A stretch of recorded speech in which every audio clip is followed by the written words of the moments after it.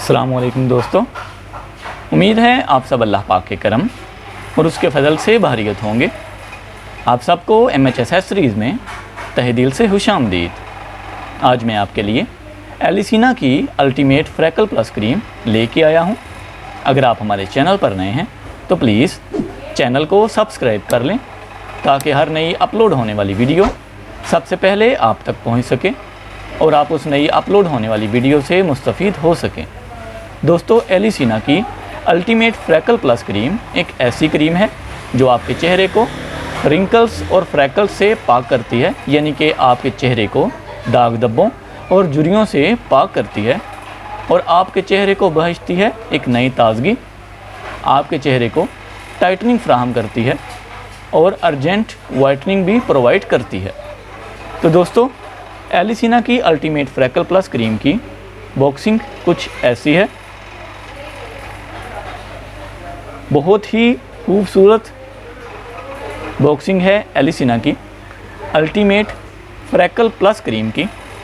अगर हम इसकी इनर हिस्से की बात करें, अगर हम इसको अनबॉक्सिंग करते हैं तो हमारे पास इस तरह पैक्ड क्रीम हमको मिलती है, जिसकी अनबॉक्सिंग करने पर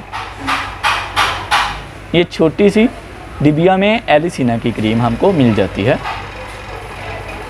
बहुत ही खूबसूरत पैकिंग है और इंशाल्लाह वैसा ही रिज़ल्ट आपको मिलेगा। इसको यूज़ का तरीका मैं आपको बता देता हूँ। आपने डेली रात को सोने से पहले अच्छे सोप से फेस को वॉश करना है और उसके बाद चेहरे को अच्छे से क्लीन कर लें, ड्राई कर लें। फिर आपने अपने चेहरे पे इसकी मुनासिब मिकदार लगानी है। याद रखें, जिनकी स्किन ज़्यादा सेंसिटिव है वो इसको जस्ट नॉर्मल अप्लाई करें, इसका मसाज ना करें। जिनकी स्किन सेंसिटिव है वो इसका मसाज ना करें, जस्ट इसको अपने चेहरे पर लगाकर छोड़ दें और सुबह उठ के अच्छे सोप से मुंह धो लें। इंशाल्लाह आप इस क्रीम को अपनी रूटीन का हिस्सा बना लें। बहुत जल्द आपको इसके पॉजिटिव रिज़ल्ट्स मिलना स्टार्ट हो जाएंगे। उम्मीद है आज की ये वीडियो आपके लिए काफ़ी फ़ायदेमंद साबित होगी। अगर आप हमारे चैनल पर नए हैं तो प्लीज़ चैनल को सब्सक्राइब कर लें, वीडियो को लाइक, शेयर और कमेंट करना ना भूलिएगा।